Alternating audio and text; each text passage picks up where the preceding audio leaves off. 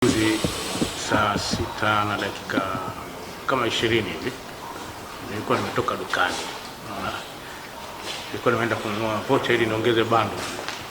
Ni download file moja kwenye kompyuta ili nitumie. Sasa muda ulikuwa umeenda kwa sababu kuna duka moja pale Soweto linabaki mpaka saa 7 wanakuwa wako wazi. Unaona? Basi ile saa 6 na dakika 20 natoka, nimerudi nyumbani kama kawaida. Sasa nyumbani kwangu mimi kuna kichochoro huko, kuna nyumba huko, kuna nyumba. Sasa wakati naenda nyuma, kuna mtu akawa ananifuatilia. Sasa mimi nilijua yule ananifuatilia ni mmoja kati ya vijana wanaokaa mle ndani, kwa sababu kuna gate ambalo kabla kuingia ndani kuna gate ambalo lazima nifungue mlango alafu niingie. Sasa akawa anakuja haraka, nikajua ni vijana ambao mmoja kati ya vijana wanakaa mle ndani, kwamba nikifungua na yeye apate fursa ya kuingia, asisubiri tena kugonga tena geti. Basi nilipotumbukiza tu mkono kwa ajili ya kufungua kufuli, basi hapo nikashtukia nimepigwa kisogoni. Nikapigwa kisogoni na geuka hivi, yani kutaharuki, geuka hivi nikapigwa tena. Unaona? Sasa sijakaa vizuri, nikapigwa tena hapo, basi nikaanguka chini. Sasa wakati naanguka chini nikawa nasikia kitu tena kinapigwa, nikapigwa tena hapo. Kwa hiyo nimepigwa kama mara 4 hivi. Lakini wakati huo sijapoteza fahamu, nilianza kupiga kelele wanifungulie mwe ndani. Nikawa piga, naomba mnifungulie. Sasa wakati huo funguo imeshadondokea ndani. Kwa hiyo wakanifungulia mlango. Sasa waliponifungulia mlango, hofu yangu mimi, hofu ilianza kuja kwangu baada ya kuwaona wale wanaoniangalia. Unaona Sasa ninavyowaona vile wanavyoniona mimi, ndio nika hofu kwamba mimi kumbe wana walianza kunishangaa. Basi ndio nikajicheki na damu mwili mzima na nini kimetapakaa damu. Basi jamaa wakaona wakachukua, wakatafuta mtu wa bodaboda. Hapo nikatafuta namba ya simu, ambayo namba yangu ya simu ambayo iko kichwani ni ya Jose. Maana simu sina simu hapo. Maana kujisearch na mimi sina simu, na nilikuwa na shilingi 45 kama 50 hivi mfukoni. Hela hazipo na simu mbili hazikuwepo. Kwa hiyo nikazima simu ya mtu, nikampigia Jose. Unaona? Sasa hapo hatukusikilizana vizuri. Basi hapo jamaa akachukua bodaboda, nikaja hospitali. Kufika hospitali nikapokelewa, nikashona nyuzi hapa. Wakati napokelewa, maana Jose naye anaingia.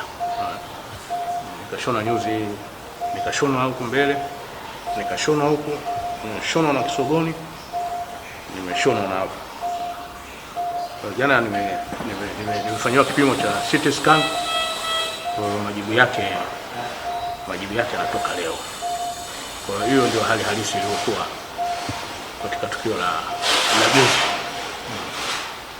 Pengine unahisi ni watu gani labda? Kama ni mkazi wa eneo hili. Au ni vibaka, kwa sababu maeneo yale unajua kuna vijana sasa hivi wamezagaa mitaani, wamekuwa kama hawana kazi. Unaona? Utakuta vijana wanakaa, kwa mfano kwenye ule mtaa naokaa mimi, kuna sehemu wanaonyesha video. Sasa wanakesha mpaka saa 6 saa 7, kwa vijana wanazubazuba hapa. Unaona? Sasa kuna sehemu nyingine kuna pub moja hivi napo watu wanakaa pale.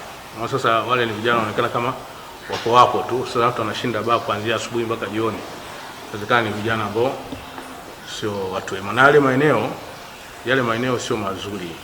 Kwa mfano wahalifu wa pale wanatokea mitaa ya Juhudi na Kagera.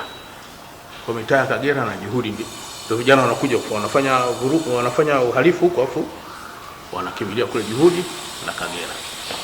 Naitwa Samuel Marekera. Kaka mtaa Teku viwandani. Nilivamiwa wakati nimetoka kazini, Veta machinjioni.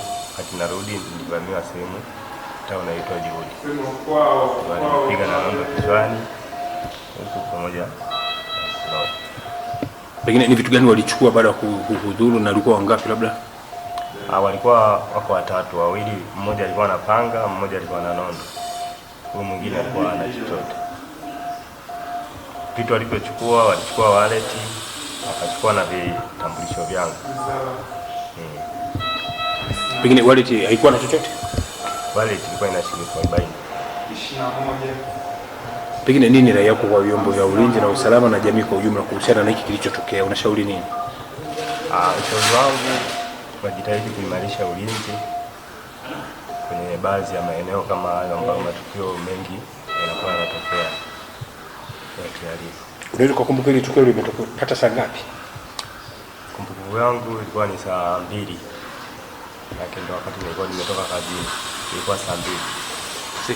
Mimi naitwa Dr. Doto Elias Ndalija, ni daktari katika hospitali ya mkoa wa Mbeya, kitengo cha upasuaji.